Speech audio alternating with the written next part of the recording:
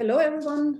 It's my pleasure to welcome for the 7th talk in the spring round of the Freiburg Conversations on tafsir and transregional Islamic networks, Younus Mirza. And I'm really glad he consented to taking part and is going to talk to us today.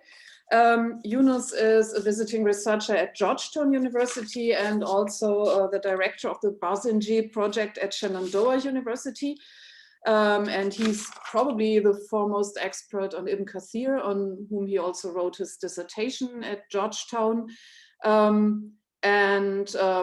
has published widely on Ibn Kathir, of course, but also on Ibn Taymiyya, on biblical figures in the Quran and Quranic exegesis, including a book of which he was a co-author, The Bible and the Quran, Biblical Figures in the Islamic Tradition. And a number of articles on exegetical issues related to Ibn Kathir, Ibn Taymiyya, and the way in which they dealt with the Bible as a source of exegesis, and also on discourses on female slavery. And he has published, for example, in the Journal of Quranic Studies, Islam and Christian-Muslim Relations, and the Encyclopedia of Islam 3. So he's really very well placed to talk to us today about how modern editors created Ibn Taymiyya's Muqaddima fi uṣūl al-tafsīr, and I'm really looking forward to his talk. Please, Younus. So great, thanks so much, Johanna, for that introduction and for organizing the series on conversations on tafsir and trans-regional Islamic networks. I had the opportunity actually to travel and visit Johanna in person in Freiburg, and I know she's a very good host, so a very good host in person and virtually. And I'm really happy to see that Johanna and Majid, they've taken advantage of this opportunity of us meeting on Zoom and really becoming now the place to talk about tafsir and trans-regional networks. So with that, I want to go ahead and share my screen and begin my presentation on Ibn Taymiyya's Muqaddima. And this beginning, this title comes from a quote from Muhammad Shatih, and he was the first editor of Ibn Taymiyya's Muqaddima fi uṣūl al-tafsīr. And it writes in the introduction that it is not known if something like it has been composed on his subject. So this is something that when he read this manuscript, he rediscovered it, to use the words of Ahmed al-Shamsi, that he realized that this was something different, unique, and he didn't know if there was something similar in the Islamic tradition.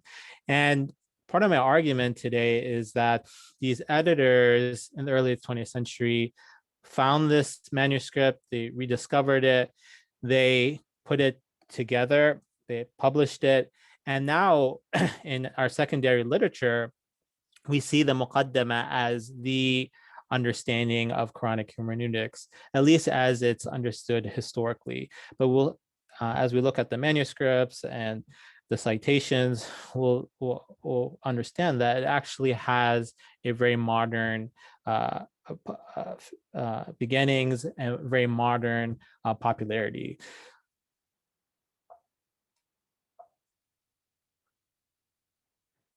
So this particular presentation builds on some of the earlier work that Johanna mentioned, that in my dissertation, I looked at the tafsir of Ibn Kathir. And as I looked at the secondary literature on Ibn Kathir, there was all this discussion about Ibn Kathir implementing his teacher's writings, his teacher's theories, Ibn Taymiyya's Quranic hermeneutics. And one of the first things that I did, and this is a publication that came out of my dissertation in the Journal of Quranic Studies, was Ibn Kathir the spokesman for Ibn Taymiyya? And I tried to show that Ibn Kathir had a distinct Quranic hermeneutic than his teacher, Ibn Taymiyya. And I tried to also position Ibn Kathir as a Shafi traditionalist in the Ahl Hadith movement. His primary teacher was al-Mizzi, not Ibn Taymiyya, but he was influenced by Ibn Taymiyya's writings on the Qur'an, which appear in his Quranic exegesis. And then as I continued, Walid Saleh, who was one of my teachers and mentors, began to write more actively on Ibn Taymiyya, and this is a famous classic article now on Ibn Taymiyya and the rise of radical hermeneutics. And I would recommend this article highly to everyone, a remarkable analysis of the treatise. And as I began to further read Ibn Kathir, I was drawn to Ibn Taymiyya's work. And I soon realized that Ibn Taymiyya in his lifetime was already writing tafsir, that we have this conception within the secondary literature that it's really Ibn Kathir who implements Ibn Taymiyya's Muqaddima fi uṣūl al-tafsīr. But in reality, Ibn Taymiyya throughout his life was teaching tafsir. He was someone engaged in Quranic exegesis, and he actually has various treatises that talk about interpretations of the Qur'an. And, this is to also build on the Freiburg talks, so Ahmed al-Shamsi spoke in the summer on his book and how Tabari has been in many ways rediscovered. And one of the things he mentions in that talk is that we are the children of the editorial decisions made in the early 20th century. So sometimes we may look at Ibn Taymiyyah or a particular work of his, or even Ibn Kathir's tafsir, and say, this is the standard work, or this is the work that everyone cites. But in reality, these are works that have become popular in modern times. And we have to see the historical genesis of how these works became so prominent so we can better understand them historically. So let's go ahead and talk about Ibn Taymiyya's Muqaddima. And in this presentation, I'm really focusing on how it's published rather than its contents. So in the previous work cited by Walid Saleh on radical hermeneutics, he does engage in analysis. And then I also look at some of Ibn Taymiyya's writings in his Fatawa on tafsir. But in this presentation, I want to focus on how was the Muqaddima understood historically, and then how did modern editors publish it. So if we look at some of the lists of Ibn Taymiyya's works, we see that the Muqaddima is absent. So when I was in grad school, and when I studied Ibn Kathir and I took classes on Quranic exegesis, I had this impression that the Muqaddima was one of the most important works of Ibn Taymiyyah. And as I began to look at some of the tabaqat literature, I was surprised to see that many of those who wrote biographies of Ibn Taymiyyah didn't even mention the work. So this is one of the most famous lists of Ibn Taymiyyah, as-Safadis, and he lists Qutb al-Tafsir, right? So he lists the different works that Ibn Taymiyyah wrote on tafsir. And a couple of things emerge on this list. First, he did not write a complete tafsir. So there is this famous anecdote where Ibn Battuta goes to Damascus and he sees that Ibn Taymiyyah is teaching tafsir, and he makes this claim that Ibn Taymiyyah wrote a full Quranic commentary. But historically, we have not found any complete commentary written by Ibn Taymiyyah. Rather, as you can see in this list, it's mostly qawa'id, or treatises, or small works written on particular topics of interest, whether it's Quranic verses or issues relating to Quranic interpretation. And the word qa'ida will come up again and again. So in the pre-modern sources, we see that when Ibn Taymiyyah writes, it's always put in this qa'ida. He wrote like a small treatise or a small epistle on the topic. Now, when we look at some of the most famous lists, so this is Ibn Rushayq, who was a close disciple. And, I want to thank John Hoover, who is here. He's been a great help and support, a reference for Ibn Taymiyyah. And he also helped point me to this list that I wasn't able to find any title in Ibn Rushayq's list, who was someone who knew Ibn Taymiyyah well and a close disciple. There is nothing that says Muqaddima fi uṣūl al-tafsīr. Rather, this is the closest thing I was able to find. And Ibn Rushayq says, وَلَهُ قَوَاعِدُ فِي التَّفْسِيرِ مُجْمَلًا. So he has these kind of treatises, these epistles in tafsir, and there's kind of a synopsis or a summary. تَكَلَّمَ فِيهَا عَلَى الْمُصَنَّفَاتِ. So in this treatise or these epistles, he speaks about different compositions, and وَعَلَى الْمُفَسِّرِينَ, and the people, the exegetes who write the actual tafsir. وَهُوَ مُتَّصِلٌ وَغَيْرْ مُتَّصِل. So whatever goes back, and I understand this word, اتصال here in reference to علوم الحديث, where, al-hadith muttasil is the one that connects to the Prophet Muhammad. So what's interesting here is that Ibn Taymiyyah is concerned about reports that are going back to the Prophet Muhammad.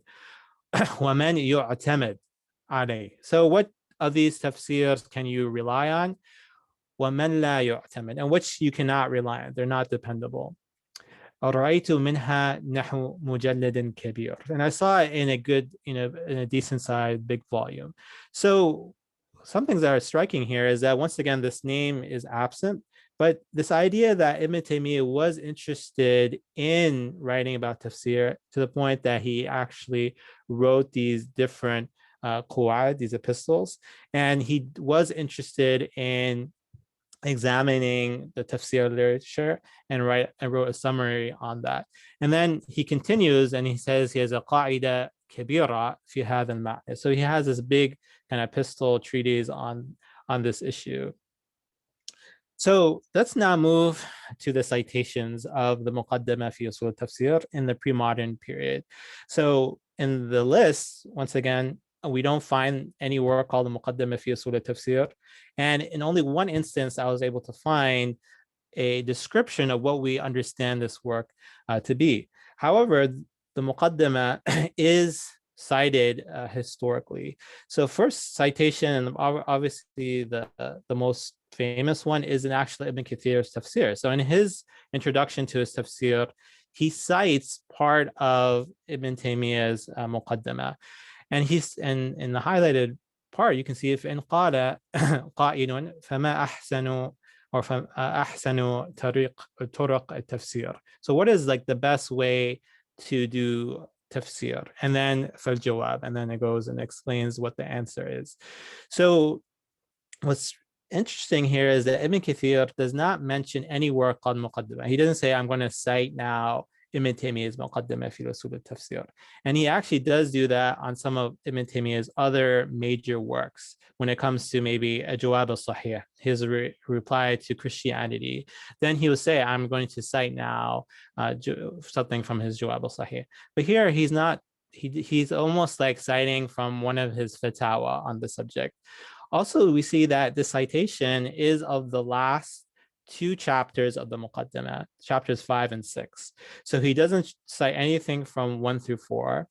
And in a close analysis of the citation, actually, Ibn Kathir does not cite it verbatim. He actually will go into takhrij al-hadith. So he'll actually go into evaluating some of the hadith.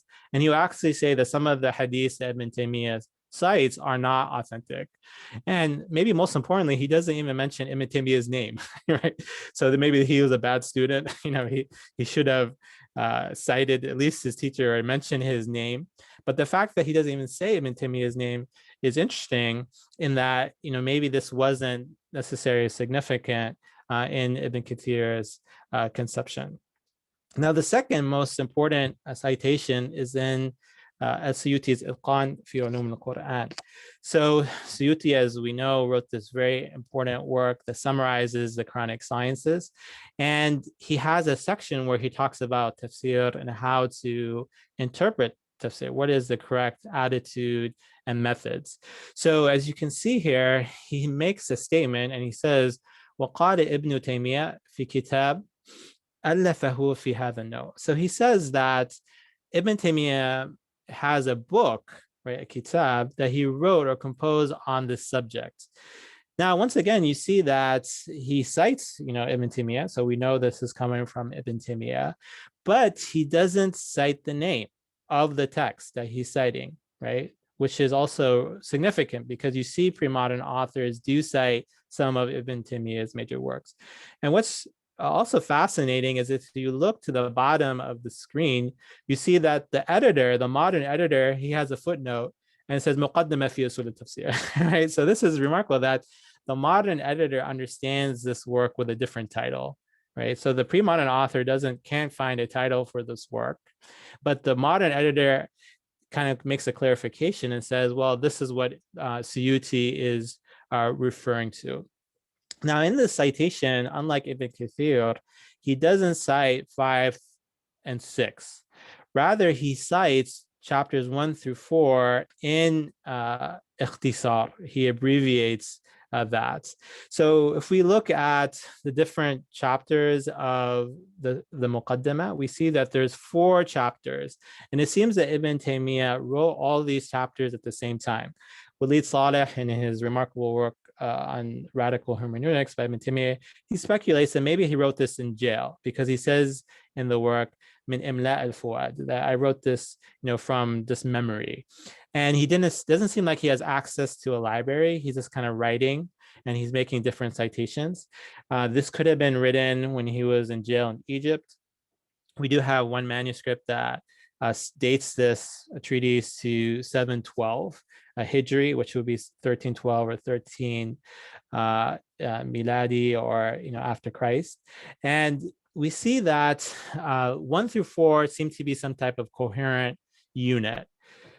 And we see that 5 and 6 appear to be written at a different time. It seems like Ibn Taymiyyah now is maybe out of jail. He has access to notes. He's citing from al-Tabari, citing very long traditions. This would be difficult to do from memory, not impossible for Ibn Taymiyyah, but something that appears to be 2 different sections. And this is something that Walid Saleh notes, that there's 2 really parts of the treatise. And we see that Suyuti is referencing 1 through 4 of this treatise, while Ibn Kathir is referencing 5 and 6. So this, as we'll see, suggests that this treatise wasn't this really coherent whole that we understand it today. We have several manuscripts of the work. We have all these chapters in those manuscripts, but we see that there's not a clear name for this treatise. People are citing from different parts of it. They're summarizing it, right? It doesn't have this coherence that we understand it in modern times. Now, in Walid Saleh's radical hermeneutics, he notes some of the points that we raised. The Muqaddima is divided into 6 chapters, the first 4 of which are offered as preliminary groundwork and justification for the theory of interpretation that is elaborated in the final 2 chapters. The Muqaddima can thus be divided into 2 major parts. So Walid, he also sees 1 through 4 as one part, and 5 through 6 as another part. And reading Walid's work, I understand what he's saying is that the first 4 kind of lead to 5 and 6, that the 1 through 4 is a preliminary groundwork to the articulation of Ibn Taymiyyah's tafsir, or how he understands tafsir, in 5 and 6. Well, one of the questions that have arisen is that really do 5 and 6 represent Ibn Taymiyyah's understanding of tafsir? As Walid argues, that 5 and 6 suggests that Ibn Taymiyyah views the tafsir of just hadiths, that he doesn't view any role for philology, for lugha, for language. It's just a list of hadith after a list. And in my work that I referenced earlier as Ibn Taymiyyah's exegete, I try to argue that when you actually look at Ibn Taymiyyah's own work on tafsir, that you see that he is in many ways engaging in philology and biblical material. So I would suggest, through these various citations, that there's a question mark, right? Is there a really strong coherence in this treatise? Did Ibn Taymiyyah write these at 2 different times, and maybe they're just combined, maybe even a disciple later combined them, right? This is something that we have to think about more critically. And I would, welcome your thoughts and ideas on this as well. Now, if we look at the manuscripts of the Muqaddima, we see, first of all, that there are not many manuscripts. I've really searched various manuscript libraries, and I have not found too many manuscripts. So this suggests that this was not endorsed by the madrasa, to use Walid Saleh's term, that we have hundreds of Zamakhshari, hundreds of manuscripts of Baydawi, but we really don't have that many manuscripts of this work. So even though it was cited, even though it was referenced, we don't have a lot of madrasas using this as a didactic text. Now, when we look at some of the manuscripts that do survive, we see that the Muqaddima is not named the Muqaddima fi uṣūl al-tafsīr. So this is one particular manuscript that I believe is in Iraq. And it says, as you can see, قاعدة في التفسير. So once again, the word qa'ida is used, right? So we don't have the word muqaddima, introduction, but rather more like a treatise. And then it explains, it says, يُظْهَرُ أَنَّهَا لِإِمَامْ أَحْمَدْ ibn Taymiyya. So it said the person, the scribe, is saying it appears that this belongs to Ibn Taymiyya. So it seems like the scribe himself is not sure who the author is. وَهِيَ الَّتِي اخْتَصَرَهَا السُّيُوطِي. So this is the same treatise that Suyuti summarized for the Itqan, and we saw that citation a little bit earlier. And this is remarkable that the treatise itself is not understood on its own, rather it's understood in association with the Itqan. So it seems like the Itqan is the one that's well known, Suyuti's introduction to Quranic sciences, but Ibn Taymiyya's treatise on its own, it's unclear if it has its own title. And then it continues and it talks about that this treatise was taken from min nuskhatin fi dar al-kutub. So this was taken from a manuscript from the Azhari library, and then dimnun ahad ajza al-kawakib. So it was part of a larger collection of works, that this was not necessarily known as an independent work, but it was part of this other treatises that may have been found in this work. Another manuscript that I've been looking for, unfortunately, I have not been able to find this complete manuscript, but the modern editors, they put the cover page of this manuscript. So Muhammad Shatla, and we'll see later with Adnan Zazor, that they will put this manuscript and the cover page here. And once again, you can see here that the word qa'id is used, right? And then, qa'ida, and then this is, azimatul qadr, sharifatun fi tabyin. And it goes on and talks about this is a great treatise. It has a great magnitude. It's noble in explaining the Qur'an. And this title is really taken from the first line or two of the Muqaddima as we know it. Once again, the word Muqaddima fi uṣūl tafsir, that phrase is unknown. The word qa'ida is replicated. And this manuscript was dependent on, it was the mu'tamid, it was the dependent manuscript that led to the later publications. Now let's go ahead now and move to the modern period. And to do a quick recap, we see, first of all, that Ibn Taymiyya's Muqaddima is not mentioned in the list of works. We have one maybe citation that looks like it could be Ibn Rushd describes the Muqaddima, but it's not given that title. We see that the various citations, Ibn Kathir and Suyuti, they do not actually use the title Muqaddima fi uṣūl tafsir. They either say they just cite it, or they actually say he wrote some type of book on this. The various manuscripts are not using the word Muqaddima. They say basically a qa'ida or a treatise, something, epistle written on this work. And there are not that many manuscripts that exist, maybe just a handful, 2 or 3 at the most, that I've been able to locate. Now, when we look at the publication of the Muqaddima, we see, first of all, that the title is used, Muqaddima fi uṣūl tafsir. And this was written or published by Muhammad Shatla, who was the mufti in Damascus. So now we have this idea that Ibn Taymiyya's treatise is a Muqaddima, that is an introduction. Now, I would contend that the word Muqaddima, right, introduction, has this idea that you're introducing a discipline to a group of people. And Ibn Taymiyya does use that word when he's talking about this treatise, but none of the pre-modern sources use it as a title. The word qa'ida is more like a treatise, and it's also incorporated in the Majmu' al-Fatawa of Ibn Taymiyya. So the editors of the Majmu' al-Fatawa, they understood this kind of to be one of Ibn Taymiyya's works and maybe one of his treatises.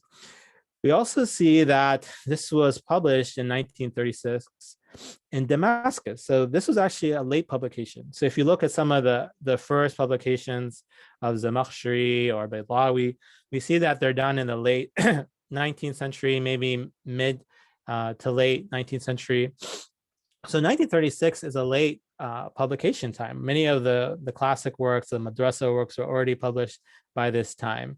And we see that this was published in Damascus, right? So this is also significant because in our contemporary 21st era, we always sometimes put Ibn Taymiyyah in the Saudi box. We see him as a Salafi or as a Wahhabi, as someone who inspired some of these radical extremist movements. But the publication of the Muqaddima is coming from Sham, it's coming from Syria, it's coming from Damascus. And we'll see that later publications also coming from Egypt as well. So we see, as I mentioned, that this is coming from the Mufti al-Hanabala, right? So this is coming it's not coming from the mainstream madrasa in Damascus. This is coming from the Hanbali school, right? For the Mufti, that there was a group of Hanbalis, and Ibn Taymiyyah associated with that school. He was part of that school, and many of his works were copied by Hanbalis, not exclusively. But once again, this seems not to be a mainstream text, but rather this is a text that will eventually become normalized. Now, when we look at the second publication of Ibn Taymiyyah's Muqaddima, we see that the editors now will just replicate the name, Muqaddima fi uṣūl al-tafsīr. So they're just simply following Muhammad Shatha, and they're just simply taking his lead and saying he's the one that named this treatise, and we're just going to go ahead and reproduce that title. We also see that this is published by a matba'a salafiyya, that this was a Salafi press, where if you go to the previous publication, you see this is Dar al-Athar al-Wataniyya. So this is more of a national press that publishes the first Muqaddima. Now we're seeing it maybe put more in kind of a Salafi bracket, where it's significant that the first publication was not understood to be in this Salafi framework or movement. And we see on the cover page that this was published in 1385 Hijri, and this would be around in the mid-1960s. And this is also published in Egypt. So once again, we see that the early publications of Ibn Taymiyyah's treaties are not done in Saudi Arabia, as we'll see later, but they're done in the quote-unquote heartlands of the Middle East. Now, the third publication is arguably the most important because it's nicely edited, it's bounded beautifully, and it also has great and helpful footnotes. And this is done by Adnan Zarzour. And as you can see that he at the time was a teacher in Jamiat Damascus, right, in the University of Damascus. And he eventually moved to Qatar University, and I actually studied Arabic in Qatar University. And I was one of my first copies I got for free was in Qatar of Muqaddima fi uṣūl al-tafsīr that was being distributed for free. And once again, Adnan Zarzour, he actually follows the title, right? So all of the editors now are just using the same title of the first publication. And in his introduction, he actually questions the title. He says, well, when I looked at the different manuscripts of this work, I didn't find any work that said Muqaddima fi uṣūl al-tafsīr. And he actually says that he believes that Muhammad Shatha, the first editor, is actually the one who gave this work this title. And it actually helped in creating a work that became didactic, that became part of seminaries, that now, just like you have an introduction to uṣūl ad-din or uṣūl al-fiqh, just like you have an introduction to theology or to jurisprudence, now you have a nice work that's written by a classical author, but edited by a modern editor. You have an introduction, right? So this idea of introduction wasn't how the madrasa system historically understood it, but now with the modern university system, this work becomes part of the curriculum. It becomes a textbook in a way. And this work now has been disseminated widely, the edited work of Adnan Zarzour. And what's significant is that the English secondary literature starts analyzing it, translating it, and building upon it. So when Walid Saleh writes his radical hermeneutics, he says explicitly that I'm going to rely on Adnan's edited work. And he actually makes a very important comment in his analysis, and he says there's no critical analysis of the various manuscripts of this work, but this is the edited work that we have, and this is the one that I'm going to use. We see also that Jane McAuliffe, who is a famous Quran scholar. She was the editor of the Encyclopedia of the Qur'an. I'm happy to hear Johanna has taken that role now, and she wrote some significant works on the Qur'an, and a consistent theme that whenever she talks about tafsir, she will also cite Ibn Taymiyya, and she will cite the Muqaddima, and she even translates parts of the work. And in the Northern Anthology of World Religion, she was the editor of the Islam section. And as in any anthology, she selects particular works that represent Islam. How do we understand the Islamic tradition? So she has one section on ulūm al-Qur'an, scripture scholarship, or Quranic sciences. And she picks two classical works that represent the entire Islamic tradition. And the first one is Fakhruddin al-Razi from the great commentary from his tafsir. And the second one is from Ibn Taymiyya, from the introductory treatise on the principles of tafsir. So we see this remarkable transformation that this was a work that didn't even have a title. When people referenced it, they couldn't even name what it was. Now to the modern period, that when you have to pick a classical work that represents Quranic hermeneutics, Ibn Taymiyya's Muqaddima becomes the one to cite. So to conclude, we see that Ibn Taymiyya's treatise was not prominent historically, that when you look at the list of Ibn Taymiyya's works, we don't have the title mentioned. It was understood as maybe his many treatises. It is cited by one of his students, Ibn Kathir. But once again, there's no title. Ibn Taymiyya's name is not even mentioned. Suyuti cites the work, which is significant in his introduction to the Quranic sciences, but we don't have a lot of manuscripts of this work, and it doesn't appear that the madrasa system endorsed this work or was part of their curriculum. We see that this work becomes prominent in the early 20th century. There seems to be a rediscovery of this work. You see a lot of these editors began to publish this work. This wasn't published initially in Saudi Arabia, but rather in Damascus. And then later, this work was republished. Then you have it republished in Cairo, again in Damascus, and then various other presses will begin to republish it, such as those in Qatar. And then we see by the late 20th century and now in the 21st century that when people look for some type of analysis, some type of classical evaluation of the tafsir tradition, people almost always reference Ibn Taymiyya's Muqaddima, that it has been now adopted in many seminaries. It has been incorporated in university curriculums.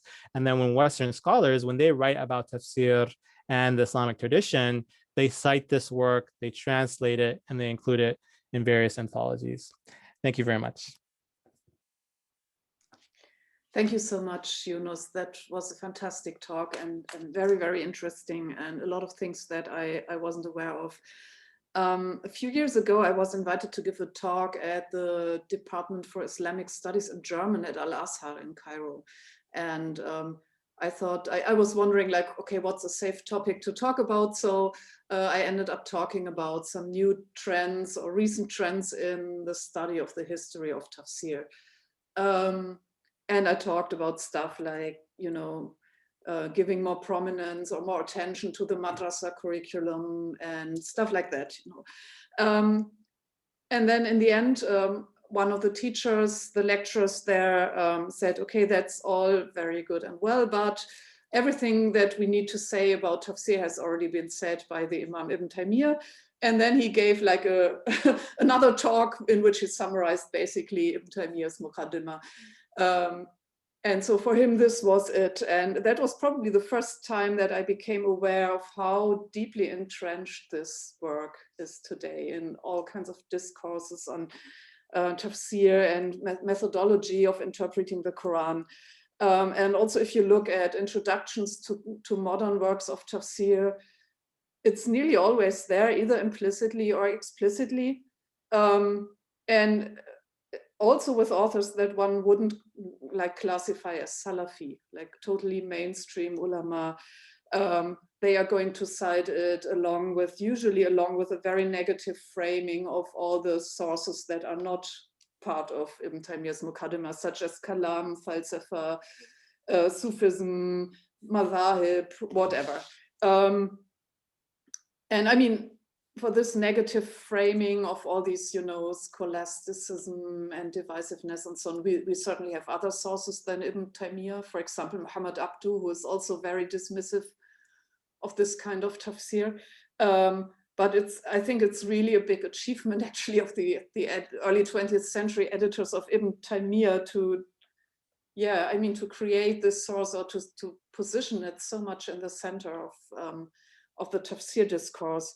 And I keep wondering why exactly it is so successful, because what we see here is that Ibn Taymiyyah's methodology has really gained the moral high ground somehow. So even those who don't follow it seem to feel a need to justify themselves. So, okay, I admit I'm using Kalam because, but, you know, as if it's, you know, somehow a blameworthy thing, or at least something that needs to be explained and justified, which nobody would have done until the 19th century, I think.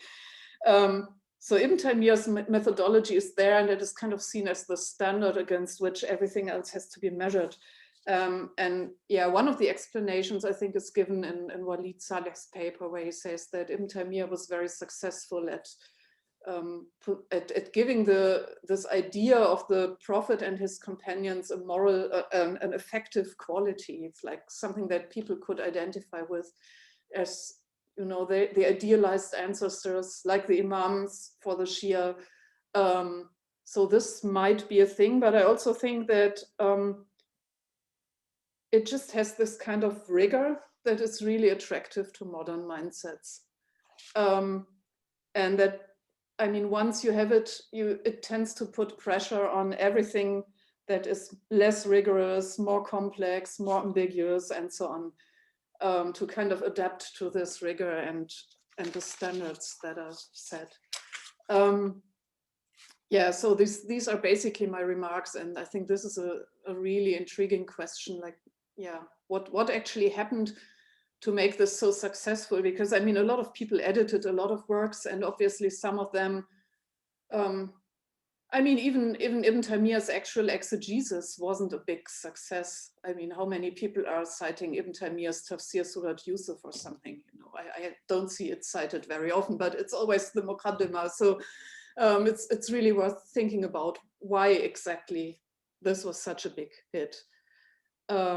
Just one brief remark or question about what you mentioned about Ibn Kathir, who cites Ibn Taymiyyah's Muqaddima, but he doesn't mention Ibn Taymiyyah's name. Does he mention Ibn Taymiyyah in other places? Because I know that in one study I did of the Tafsir Surat Atin, the same thing happens. He quotes Ibn Taymiyyah, I think in this case from the Jawab as-Sahih. But here also he doesn't give his name. He just says Ba'dul Ulama or something. So some scholars said, and then he has a like verbatim quote of Ibn Taymiyyah, but he doesn't even actually give his name. So I'm wondering if this is something, I don't know, that might have been controversial, or do you think it was just not important, or do you think it might have actually been a conscious decision not to bring up this name? Yeah, no, thanks so much, Johanna, for those really insightful questions and comments. And I would love to also hear other people's thoughts on these questions. And, you know, John is here as well. So just some of the things that you mentioned, I also, you know, 100% agree with your comment that this work is either implicitly or explicitly part of our discourse. So whether you are actively engaging in Ibn Taymiyyah's Muqaddima and what he writes there, or you are somehow defending yourself or writing against it. And even the secondary literature in English written on the Qur'an is interacting in one way or another to his work. And for instance, that there's this big push, you know, in biblical studies and Quranic studies to understand the Qur'an and its Near Eastern milieu. And in many ways, this argument is arguing that hadith or asbab an-nuzul is not always the best way to understand the Qur'an. So, you know, wherever you position yourself in Quranic studies or in tafsir studies, this is part of our understanding of how the Quran should be interpreted. And then in terms of your question about citations, so Ibn Kathir does mention Ibn Taymiyyah's name in his tafsir several times. I believe the number is 6 times that he mentions Ibn Taymiyyah by name, in particular fatawa. And I haven't seen that particular reference. That's really interesting, Johanna, that you said in Surah 13 that this is some of the scholars and then lists Ibn Taymiyyah's opinion, but not his actual name. And I found that in other parts of his tafsir as well, that, for instance, he will argue that Moses or Musa's father-in-law is Jethro, and he basically summarizes Ibn Taymiyyah's opinion, but he won't mention his name. So it's sometimes hard then to see the influence of Ibn Taymiyyah if you are not familiar with Ibn Taymiyyah's views on the Quran. How is that impacting Ibn Kathir's own tafsir? So this is maybe a larger question of citation in the pre-modern time, and when do you mention someone's name, when do you not? Ibn Kathir actually does mention al-Mizzi, his primary teacher's name, much more than Ibn Taymiyyah in his tafsir, especially when it comes to evaluating various hadiths. But yeah, if other people or folks have ideas, comments, or suggestions, I would love to hear. Thank you so much, Younus.